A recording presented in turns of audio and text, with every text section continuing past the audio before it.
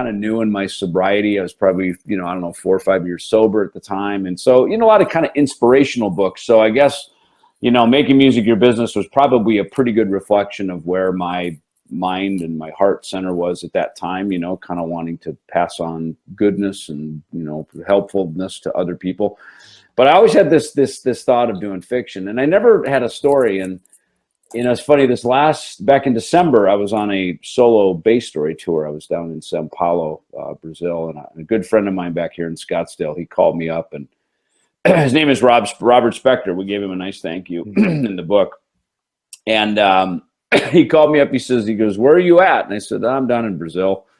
And he said to me, he goes, "We all think you're this rock star musician traveling around the world. I often think sometimes you might work for the FBI or the CIA and you're just on some covert mission traveling around the world." I thought, dude, that is a great idea for a book. And literally I started writing.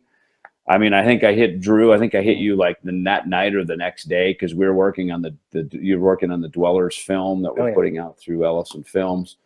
And I hit Tom Hazart, and so we created the Ellefson Books imprint, Ellefson Book Company, and it just kind of all came together, And I swear to God that when inspiration hits, it's kind of like writing a song, or writing an album. When you start, you can't put when the genie's out of the bottle, you can't get it back in, and so the inspiration was going. I mean, Drew wrote an epilogue like in like an hour. He had this epilogue back to me. I was jumping on airplanes, trying to get my last little bit of Wi-Fi and checking email. Drew sending things over to me. I'm going, oh my gosh, what a great collaboration this is, So of course, I travel the world, so I kind of get the rock star part of it down pretty good, and I started kind of think of like everything from probably Mission Impossible to Jason Bourne, So I think we got something here. The idea is that our character's name is Sledge, so we call it the Sledge Chronicles. Okay. And Rockstar Hitman is sort of the subcontext title of it. And I'm literally a little earlier tonight, I was actually already working on book 2. Drew and I have been sending things back and forth. So the idea being that as Sledge travels around the world with his band, more crazy international espionage and drug lords and crazy stuff will happen. So many of whom are in your line of fire while you're traveling around the world as a rock star. Nice. So many of whom we probably dealt with as promoters and other people of ill repute, and who knows, fans and stuff that may come to the shows. Who knows? Sometimes it's better not to ask too many questions. Just get into the country, do your business, and get on your way. Sure.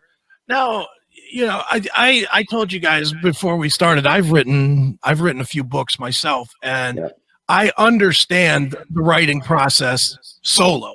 I certainly understand you got to make time and you got to commit to it and you got to have your ideas together, or it's just not going to work.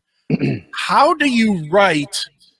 How do you write fiction at all? Because I've tried and I stink at it. I cannot develop the characters real well. Yeah. But how do you write not only fiction, but also collaboratively? Is one of you the dominant writer, or do you trade chapters? Because I guess I don't understand how you can keep the theme that you're inventing on the go working together. Good question. So I think with this one, because I had this initial idea, I sort of had the big picture of it, right? And I read a lot of Jack Reacher books, so obviously he's a narrative character that carries through to many different books.